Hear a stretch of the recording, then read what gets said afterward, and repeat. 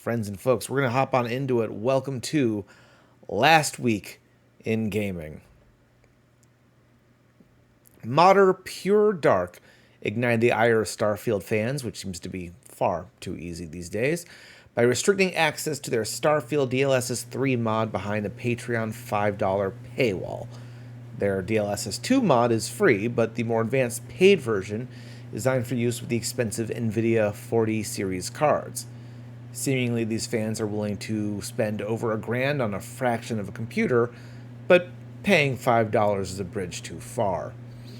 This is kind of like buying a Ferrari and being pissed you have to pay to clean the windshield.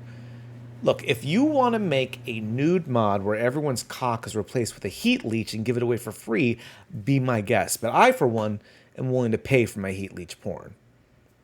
Apparently, Todd Howard is too. For mods, not for heat leech porn. Although, you can't prove he's not. This past week, we discovered that a well-known Skyrim modder, Emmy Junkari, was hired to work as a lighting and clutter artist for Starfield. It's pretty cool tapping into the community like that. So, when your home in the game is littered with board games and books you don't want to read, you now know who to blame. Actually. Damn you, Emmy. Meanwhile, speedrunner Micrologist has already achieved a sub-3-hour run of Bethesda's epic space opera. Turns out, this game is a whole lot easier and faster to play if you don't loot every locker, desk, and body you come across. Ooh, a piece of candy. Ooh, a piece of candy. Ooh, a piece of candy. The Entertainment Software Association and Reedpop are no longer going to work together on the next E3. This came as the ESA informed the longtime home of the event, the Los Angeles Convention Center, that there would be no show in 2024. Reedpop honestly isn't hurting too much, as they still put on shows like C2E2, New York Comic Con, various PAX events, and more. Meanwhile, the ESA exists. With no show in 2024, this does make 5 consecutive years without E3, proving that the summer still belongs to Jeff. Oh no, he's getting interrupted again. Equal parts RPG and Cinemax experience, Baldur's Gate is taking the proverbial cold shower in an effort to fix the libido of their NPCs, especially Gale, who keeps eyeing me funny, and I don't like it. According to the head of Larian Studios, and I quote, "The approval thresholds were too low when we shipped. That's why they were so horny in the beginning. It wasn't supposed to be that way. We fixed it since, at least for some of them. We're still fixing a few of them." So it turns out in the game, horniness is a bug, as opposed to the tabletop version in which it's a feature. Annapurna announced that an animated movie based on the 2022 indie darling Stray is in development. The next project of Annapurna's recently launched animation studio, which had most notably released their debut project Nimona globally on Netflix. Best of all, they already have a voice actor. Do it. Annapurna, do it. I dare you. Piss off the fans. You want to make it happen. Bethesda lead Pete Hines stated this week that they will continue to support Redfall. He said, "We don't like failing to meet our players' expectations. At the same time, we are the same company that has launches that didn't go the way we wanted, and we don't quit or abandon stuff just because we didn't start right." So it's great to hear that they haven't given up on Redfall, even though the rest of us have. Honestly, I don't feel bad for that joke. It's the first week Starfield topped Skyrim's all-time concurrent players on Steam. It's absolutely insane. Bethesda's doing just fine. I've literally been cutting out Starfield jokes from the show because people won't shut up about it. Truthfully, the major issue is they just don't know how to make a game without bugs. If you just give me your thanks. Might be you want your medal, though. I know exactly how you feel. Together, we will win. Okay, real talk. I got that clip from a good friend of the show, Patrick. That happened in his game. I just wanted an excuse to show it because it is absolutely hilarious watching that happen. Moving on. The upcoming Xbox exclusive Replaced has been delayed to 2024. Originally announced in 2021, developer Sad Cat Studios stated that the scope and pixel art style has put the game behind schedule, and due to their community's high expectations, they cannot afford to release a subpar game, unlike some companies that can't afford not to. Developer and publisher, whose name I honestly haven't said out loud in years, Interplay, recently sent a cease and desist letter regarding a Mugen fan game, Clayfighter, Infinite Clayfair. Honestly, it's shocking to see Interplay hold this IP so close to the chest since they have so many other successful pieces of work, like Baldur's Gate. What? They got sued. They forfeited those rights for legal issues? With BioWare? Oh, interesting. Okay, well, that's fine. At least they got the Fallout series. What was that? Oh, they sold those IP to Bethesda to pay off creditors. Then got sued by Bethesda for continuing to sell the Fallout trilogy. Interesting.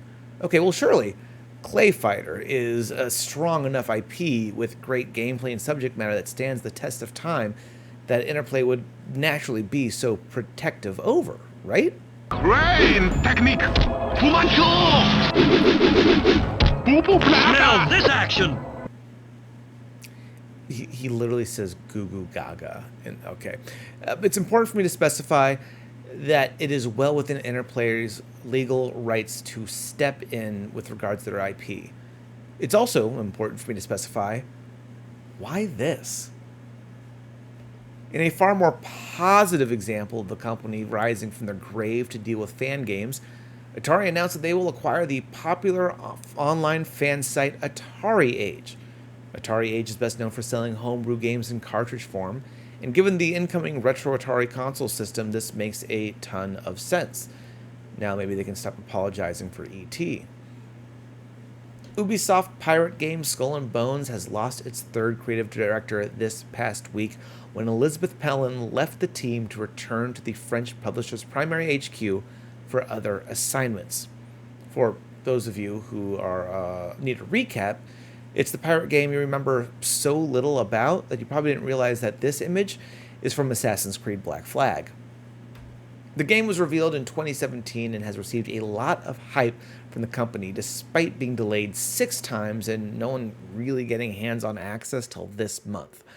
It's one of the few games the company's referred to as a quadruple A game, the other being Beyond Good and Evil 2. Apparently the fourth A stands for absent. Kickstarter darling that feels like it's been around for 12 years despite only being around for 4, Bloodstained, is getting 2 new modes, Versus and Chaos. On top of both modes adding an online component, Chaos mode will include a local co-op option as well. And honestly, it's fantastic to see a single game reiterated and supported for this long that's not games as a live service. And I've never seen 2K more confused. Creator of the viral sensation Only Up has pulled his game from the Steam store. As an indie solo developer, he stated that the game was simply a way to test himself, and that this sudden success was far too stressful. The only thing more stressful is playing his game. Internet juggernaut and baby's first black market Roblox announced that the service is coming to PS4 and PS5 starting in October of this year. With over 65 million users on Roblox daily, the company says they're excited to bring the full catalog of Roblox experiences to the console. So soon, you too can play games like Poop Scoop Simulator, Survive Peppa Pig, and Spider-Man on the PS5 the way it was meant to be played. Bethesda director and sentient head of hair Todd Howard went on Bloomberg Technology to discuss Starfield alongside Microsoft Gaming CEO Phil Spencer. He was asked why they didn't optimize the game for PC, to which he responded, "We did. It's running great. It's a next-gen PC game. We really do push the technology. So you may need to upgrade your PC for this game." He then proceeded to yell, "So long, pores!" before hopping into his gold-plated Tesla and throwing the upcoming Xbox credit card at street orphans.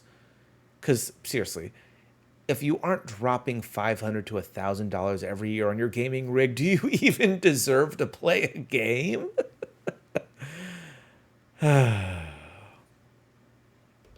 Rumors have it that Nintendo revealed the Switch 2 behind closed doors at last month's Gamescom.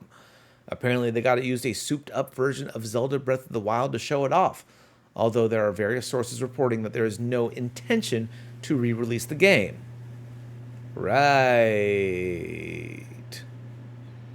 They also showed off the amazing Matrix Awakens Unreal 5 tech demo, showing graphics on par with Microsoft and Sony's current offerings, although some adjustments had to be made. Going back to Zelda, Nintendo said it has no plans to make DLC for Tears of the Kingdom, which, thank God, given that game a master mode, it would have basically become Elden Ring. Zelda producer Eiji Aonuma stated, "I feel like we've done everything we can to create fun in that world," which honestly is valid. In Breath of the Wild, Zelda got a motorcycle, which feels quaint compared to the walking penis monstrosities fans have made since. No word on whether the next game will remain in the same version of Hyrule or a new location, but hopefully he listens to the fans and gives us all what we want, and please say it with me out loud, fuckable Zoras. And friends, that was the last week in gaming. We've got plenty of things going up. Up next, after this break, we have a great conversation with the former Mario ambassador. Finally learn what that means. Not even Charles Martinet knows what that means. So stick around, guys. It's going to be great. See you real soon.